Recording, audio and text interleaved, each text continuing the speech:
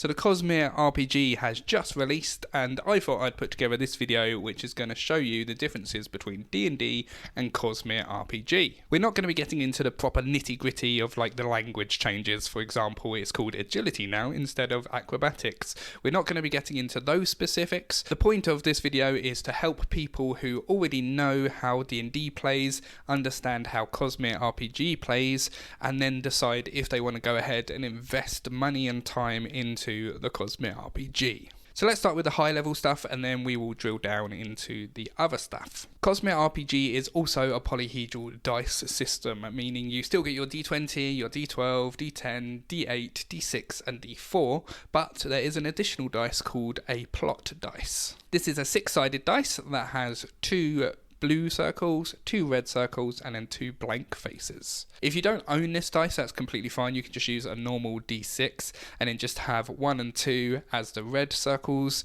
5 and 6 as the blue circles, and then 3 and 4 as the blank faces. And the goal of this plot dice is to add either opportunities or complications into scenes. So the DM might ask you to add a plot dice to a roll that you are doing, and then if you roll it and it comes out with the blue circle, that means an opportunity arises from whatever that roll it was.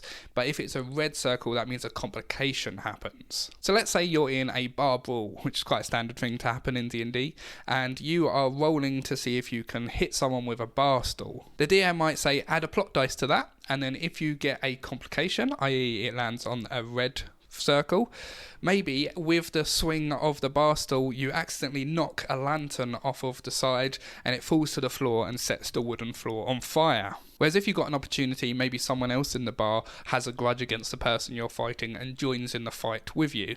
Now I think there's a really great way to prompt the DM to invite more complications, opportunities and twists into scenes. It does mean if you're the DM you have to think more on your feet than maybe you might have to in D&D, but there are some opportunities and complications which are just basic. You lose a point, for example. We'll get into points later on, so you can use that if you can't think of something off the top of your head then and there. So that's the first big change, but hopefully it makes sense to you. And while we're staying at the high level stuff, there is still the same pillars as there are in D&D. So you've got your exploration, your social, and your combat. Something that is sort of different, but not really, is something they're calling endeavours. And this just puts a mechanical element behind a scene. So for example, in D&D, you might be investigating a crime scene, and you go around and you investigate this, and you use history to work out this, and etc, etc. So the idea with endeavours is to put a mechanic behind this, so the DM decides how many successes they need in order to find the clue and how many failures they need in order till they can't find the clue and give up. The reason I say this is sort of different is because a lot of people play D&D like this anyway, even if they don't specifically say, okay, you need 4 successes or 4 failures. As the scene plays out, they might give them more hints and more clues the more times they roll successes. So it is sort of the same, but sort of not the same. Okay, so now let's talk about the attributes and the abilities and the scores. A lot of the gameplay is the exact same in D&D, meaning there is a dice that is challenging a DC. So for example, if you were trying to stealth in D&D, you would roll a stealth roll, which is a D20, and then you would plus your modifier. It works the exact same in Cosmere RPG. And the modifiers are still using 6 attributes. So in D&D, these are strength, dexterity, constitution, wisdom, intelligence, and charisma. Whereas in Cosmere RPG, these are strength, speed, intellect, willpower, presence, and awareness. And then depending what your score is in those 6 attributes, sets the baseline for a lot of other things, such as your skills and your to hit and stuff like that. So that works pretty much the same as D&D, there's just, some word differences. Something that is different is that saving throws is completely gone. And instead, you just have 3 different defenses. You have a physical defense, a cognitive defense, and a spiritual defense. And then features and abilities that are used in the game are either attacking one of those 3 defenses. So I guess if you're viewing this through D&D eyes, rather than just having AC, you have 3 different ACs that can be attacked. In my opinion, it actually sort of streamlines it a bit, so rather than having to have the 6 saving throws and you have to remember if it's the DM that's rolling or if it's you that's rolling, this just streamlines it all to 3 defenses.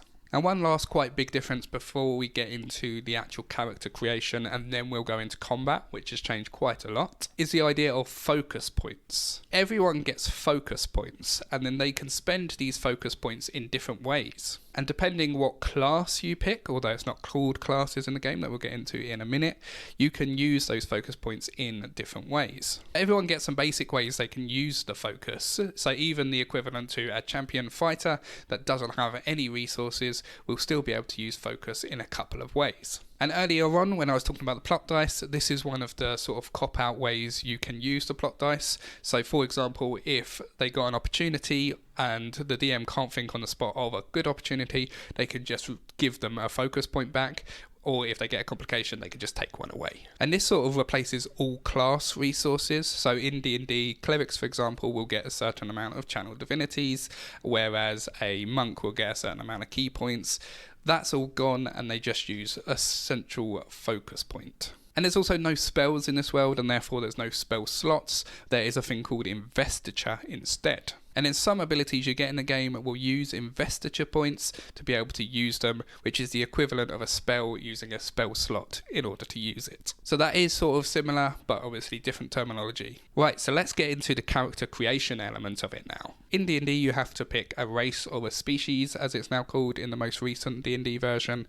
Then you have to pick a class, and then you have to pick a background. In Cosmere RPG you have to pick an origin, which is the equivalent of the species. And then instead of picking a class and a background, you are picking a heroic path, which will replace that. And you can continue advancing through that heroic path, or you can pick a radiant path. Now, if you know nothing about the Cosmere world, that will make no sense to you really, but essentially you will have a skill tree in your heroic path, and you can pick skills from that tree, or you can pick a radiant path, which is, I guess, similar to a subclass, but it's open to everyone, and then you can go down the skill tree in the radiant path. So an example would be taking the heroic path hunter, and it may be at level 4 I decide I want to become a radiant of the edge dancer variety. So I will take 3 levels down the hunter heroic path, and then I will take a level in the edge dancer path. Now in this video I'm not going to be getting into loads of the different world differences, but essentially this world there is a very big emphasis on ideals and oaths. So if you want to go down a radiant path, you have to say an ideal, and then you are able to go down that path. And there's loads of different ideals, from helping the little guy to bringing honour and so on and so forth. Sort of like a paladin subclass in a way, but everyone gets access to them. But if that's not a bit of you and you don't want to do that, you can completely ignore that and you can just continue down the heroic path. So although this is quite different than D&D, it does sort of feel familiar in that you're just doing step 1, step 2, step 3, and you have few different options at each step. And it's probably quite important to mention as well that if you want to go down a radiant path, you have to bond with a spren. A spren is a cognitive being, and there's loads of different kinds in the world. There's flame spren that turn up whenever there is a flame and dance around it. There's wind spren that flies through the air with the wind. There's honor spren. There's glory spren. There's decay spren. There's loads of different sprens, and these are like, I guess, little beings that turn up around the world. You have to bond with one of them in order to become a radiant. When you understand a bit more about the world, that will make sense to you. Might be a little bit confusing now, but just from a mechanical element, there's just a couple of different skill trees you can go down. Okay, so now let's get into the fun bit and the bit that has changed the most, which is the combat system. So in D&D, it works that everyone rolls initiative to work out which order they go in, and then when it's your turn, you get an action, a bonus action, and can do your movement, and between your turn, you can do reactions. Now in Cosmere RPG there is no initiative, there is a fast round and a slow round. And you can choose if you want to go in the fast round or in the slow round. If you go in the fast round, you get 2 action points. If you go in the slow round, you get 3 action points. And the DM controlled people in the combat will always go after the players. So it will play out like this. The players will get their fast turn, and then the DM will get its fast turn. The players will get its slow turn, and then the DM will get its slow turn. And this could all change dynamically. So if player 1 goes and hits in the fast turn and nearly kills something, you can then decide to also go in the fast turn to try and finish it off. Whereas if they barely touch it, you might want to go in the slow turn so that you get 3 action points instead of 2. And the way it's set out really gives the players an opportunity to collaborate more and to have more tactics. So if you've ever envisioned one of your players throwing someone up into the air and then another player flying by, grabbing them and then chucking them over the battlements of a fortress, you can now do that. So I do actually think it's quite a cool way to do it, and the fact that they have just simplified it to action points, so that there's no like bonus action or action, you just have so many action points, and then abilities take up so many action points. So for example, to strike someone is 1 action point, whereas to grapple with someone is 2 action points. So if you went in your fast turn, you could either strike someone or grapple them, whereas if you went in a slow turn, you could strike someone and grapple them. So you can see that this makes combat a lot more dynamic, but you do have to think a lot more about it. It's less likely you're just going to end up in a combat where it's like,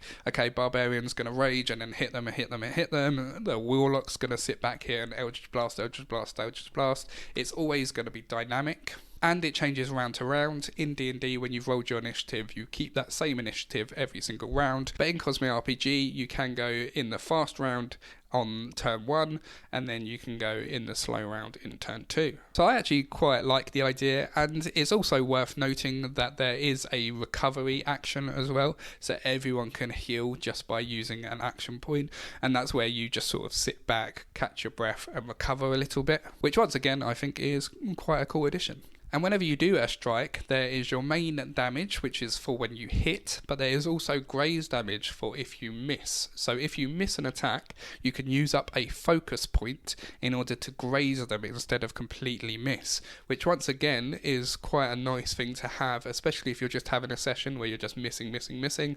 You can now use up focus points to actually hit them. And then if we're talking about movement, that works the same as in D&D. You have so many feet. If you're using a grid, the grid is still 5 foot, and then you can move however much you want within your turn. And reactions works the same as well, so you can use that at any trigger point outside of your turn.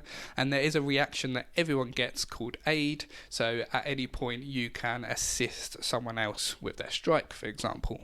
And you only get 1 reaction point for the entire round, and then it refreshes on the next round. And as I explained earlier, it works very similar to armor class. There's just a physical, cognitive and spiritual armor class as such now. And there is also a deflect value, which reduces any damage by that amount. So if you have a deflect of 1 and you take 8 points of damage, it actually means you take 7 points of damage. But it'll still feel very familiar, it's just there's that extra element of deflection. And the last big difference, as I said earlier, is the world. I'm going to be doing a whole video which will introduce you to this world so you understand it if you are coming into it brand new and you haven't read any of the books. But to give you a very small overview now, it is a world that regularly has a storm come through it that completely destroys everything. So it's not like a little gust, it's a full-on storm that if you go outside and you're probably going to die. So that obviously affects stuff a lot. There are spells that I spoke about earlier that you can bond with to become a Radiant, and they're all over the world, all kinds of different spells. And then there's this idea of oaths and ideals that you can take to become Knights Radiant. But the Cosmere RPG book does talk a lot about setting goals, and they set scenes rather than just playing the game as is. So while you're playing the game, the developers have sort of set it up for you to be thinking more of it as a story than as a game. So you're doing scenes, your character is developing and moving towards their goals, they're taking oaths and ideals. All this kind of thing you do in D&D, they've just put a lot more emphasis on it in the Cosmere RPG book. So there you go, that gives you all of the main changes to the game between D&D and Cosmere RPG, so hopefully this helps you decide if you do want to give a Cosmere RPG a go, and if you do, please let me know down in the comments. I am going to be doing more Cosmere RPG videos to help people get into it, so make sure to subscribe to see them as well.